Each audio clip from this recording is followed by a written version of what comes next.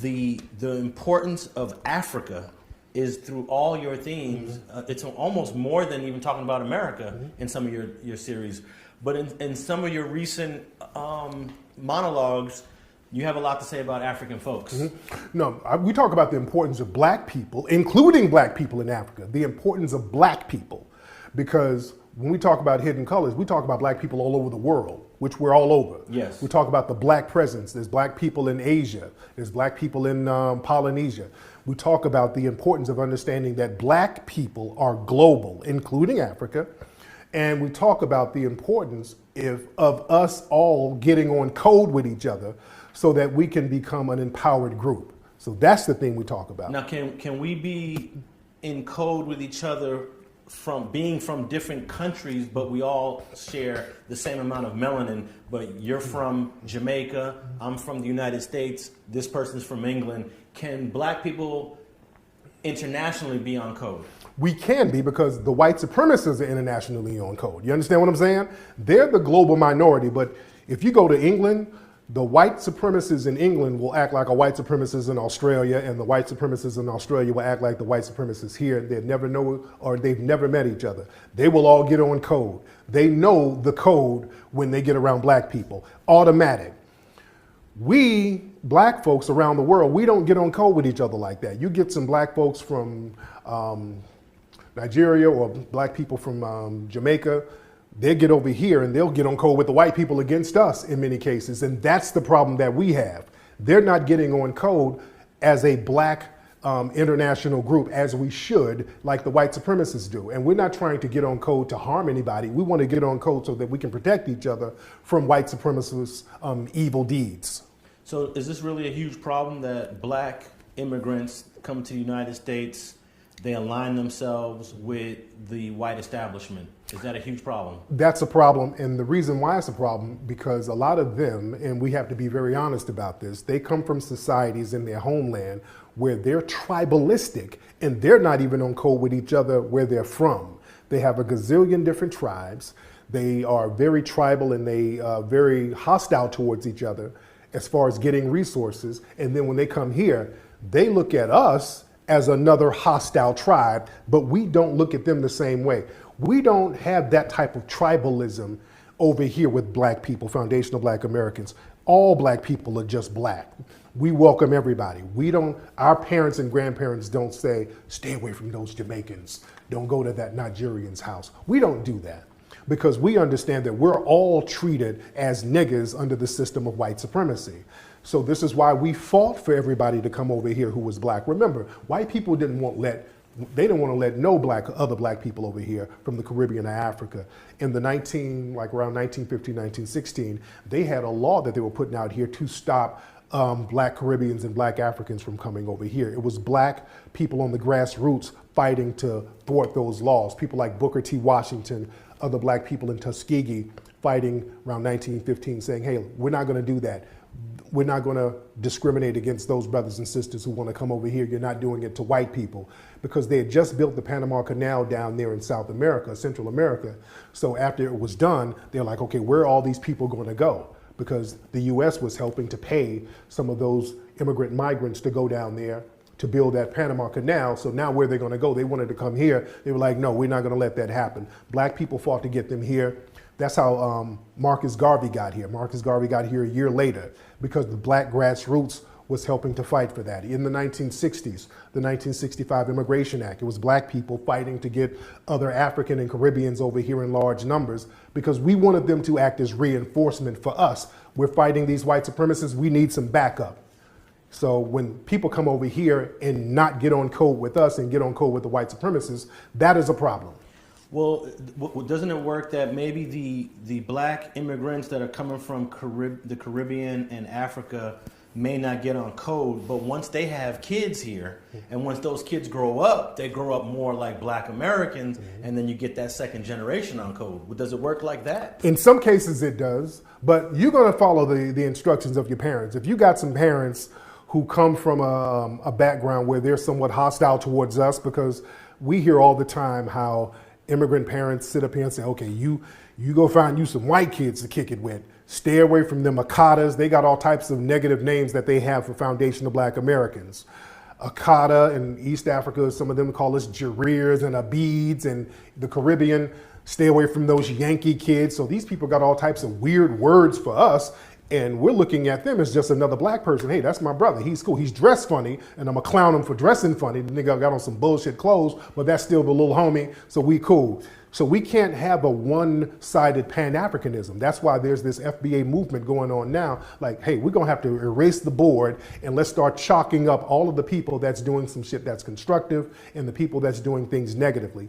Because now for a long time, we've kind of ignored the people from the immigrant class who come over here and just kind of be funny style towards us because they didn't really affect us. Now we're in a position where some of these folks are getting elected to certain positions where they're calling shots on what's going to happen in our lives. So that's when we're saying, hey, wait, we can't have this person who looks like me, who looks black, but they're from another place, so they're not in the same realm as us. They think that there's something different from us, but they're acting as our representative. Hell, Barack Obama was that. He's not a foundational black American. Barack Obama's Kenyan and didn't do shit for black people. Yeah. You understand? I don't think people realize there's nothing black American about Obama. Nothing about him that's black American. And that, you know what, now I started to notice this about a decade ago. I said, wait a minute. I started looking at all the people that was connected to the White House who were in positions of power. And I said, wait a minute, these people, none of these people come from slave backgrounds in America. And I said, that can't be a coincidence. So Barack Obama, his family didn't descend from slaves. Eric Holder, he's from the Caribbean. His family didn't descend from slaves. So there was a lot of slaves in the Caribbean. No, I'm talking about here. Oh, yeah. Here. That's different. Yeah. Here, no, right here. If you're from the Caribbean and you black, you most likely are a descendant of slaves. Right, but I'm talking about here, a foundational black American. That's very important. I think Colin Powell is from He's Jamaican. He's Jamaican, right. It's very different. You connected to the soil here, because your energy is going to be different. That's why when you look at movies now, when they talk about slavery and civil rights, they'll get a lot of African actors to do those roles now. Because a lot of foundational black American actors who would do those roles, they would get on those slave plantations and those ancestral memories would pop up and they would kind of flip out. John Amos, he talked about being on the set of Roots in the 70s and they were filming on a plantation. He freaked out on that plantation because those ancestral memories come up. It gets too real for you. Our brother who recently died, Michael, what's that brother? He was in The Wire. Michael Williams? Yeah. He was on, I think, 12 Years a Slave. He had a breakdown on the plantation. You did? He went down there and filmed, had a breakdown. A lot of our actors and actresses, they get on these plantations and you feel that damn energy. So they don't want to hire black Americans to do So they're like, if it gets real for them, that's going to get real for the viewer. You know what I'm saying? That's going to transfer to the viewer. They don't want us to get it, to get that energy that's too real like that. So they really make a lot of these movies for white people to enjoy. There's this video going around right now. It was about a speed dating. That's what they was having. And so, the speed dating thing is that a person go talk to somebody. They see if they like them or not. Like they got about 5 minutes or so. If they don't, they move on. If they do like each other, hey, they make a connection and go on. Well, you had this brother, a black American brother, and you have this particular, sister here from the African country. I'm gonna tell you what African country she's from and go into some things that maybe she did not know once I kind of, talk about her a little bit. But I want y'all to watch this clip because this is something that everybody's talking about right now, and we do need to address this. If you was making sweet potatoes, do you put 1 cup of water or do you put 2 cups of water? What kind of sweet potatoes? Sweet potatoes, candy yams. Candy yams? How much sweet potatoes am I making? A pot. Feed how many? Cooking channel? Do you feed put how many people? 1 cup of water, 2 cups of water. How many people are we feeding? It doesn't matter? Nope. 1 cup of water, 2 cups of water. I'm born and raised African. I'm not African American, so I don't know y'all culture. But if I were to make it, I don't know, shit. 2? Sweet potatoes, you don't put no water in it. I'm gonna have to pass. But... Wait, so you wanna steal? So y'all both gonna walk away? You gonna walk? Okay. Yeah. That's slave food. I don't do that, babe. I'm not a slave. I was never a slave. I don't know how slaves cook. I was never a slave. I know where my grandfather came from, my great grandfather, and where all their ass came from. Your ass don't know. You So clearly you could see, and let's go into talking about dating a little bit. Women in general don't like men rejecting them. Because if you look at her body language, she was really feeling dude, she was liking dude. And then when dude rejected her, no matter if he rejected her over some cooking, me personally, I'm just saying me, I would not be asking cooking questions, especially when she said that I was African, I was raised African, I don't know y'all culture like that. I would have stopped that conversation about sweet potatoes right then and there. Now, the only thing she could have said was, I really don't know, but maybe I can Google it and learn. That's the only thing I think that she could have said. But because she was rejected by this brother turned her down for that reason, or whatever reason he felt.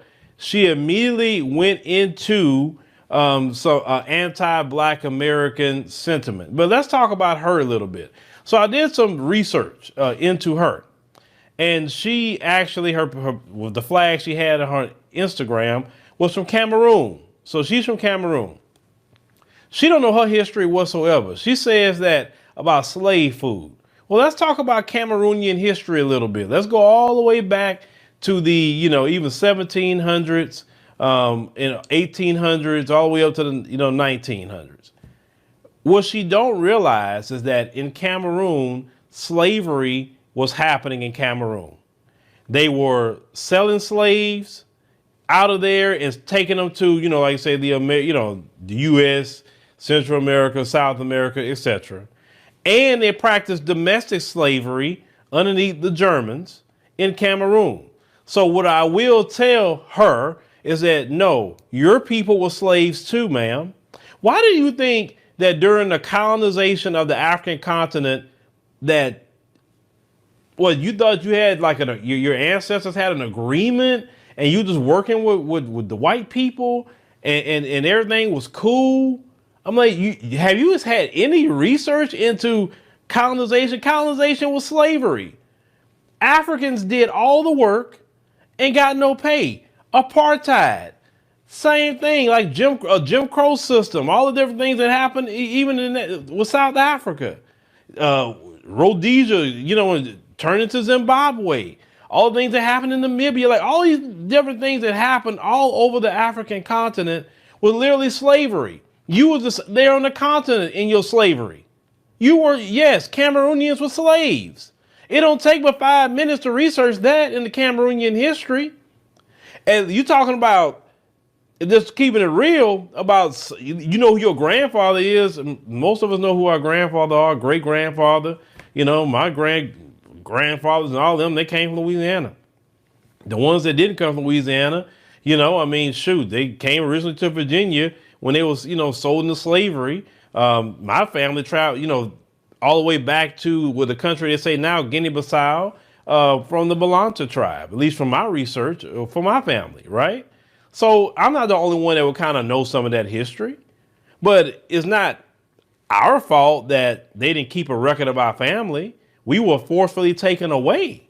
So we didn't know our ancestors in the African continent anymore. We didn't know our language. We didn't know our history. We didn't know anything. But let's talk about you, young lady.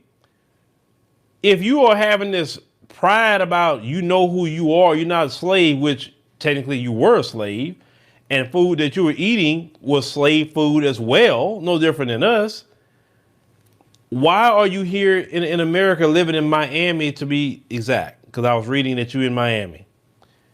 If you have so much pride, sis, why aren't you wearing your cultural clothing? Listen, we have an excuse to not have cultural clothing, right? Because remember, we were taken away. We don't know who our African ancestors are. We don't know the language. We don't know anything because we were taken away. So we have an excuse for how we dress. But why are you dressing no different than a Black American woman? Why don't you dress in your cultural clothing that you are, saying you're proud of your culture and you know this and you know that? Why aren't you doing that? Why are you blending in with us? Just because you were rejected, you automatically went to the slave thing when your ancestors were slaves as well? Now, understand something. There's raccoons in our community globally. We got raccoons here. We got raccoons in Latin America. You got raccoons in the Caribbean. You got raccoons in the African continent. Well, that's part of it. Does it deter me from going to the continent? No, it doesn't deter me. Does she represent every person in Cameroon? No, she's not even in Cameroon her freaking self. She's over here in Miami. Why isn't she in Cameroon then if she feels that way? But she represents herself. I don't blame all the Cameroonian brothers and sisters with her, what she has to say, because I know how some people like to do, even in our community, just one person represent them all. Just like we don't like when the white supremacists use one black person and say all black people this way based off this one black person. We don't like that. We get upset by that. So I say the same thing, that one female don't represent everybody in Cameroon. She don't. She represents herself. Even if some people feel like her. So what? If they represent themselves, it don't represent me. Because there are some folks that don't like each other, period. I was seeing I was seeing a couple of, people just jumping on this. See. I'm not going to sit up here and remove myself from the African continent based on a female that's not even there. She in Miami. That's the last one I'm going to listen to about anything when you sitting in Miami and you're not even over there. That girl probably sounds like she never even been to Cameroon. From the sound of it, the way she acting, she got all the mannerisms of black American women. She do not act like she come directly from Cameroon. But yes, young lady, your ancestors were slaves underneath the Germans. And y'all also was colonized by the French. The French had slavery too. Even in the other colonies, they had slavery on the African continent. But the reason why she don't know that is because African history isn't taught in African schools. They don't teach that. See, at least, young lady, we know our history. Let's go there. We know we were slaves.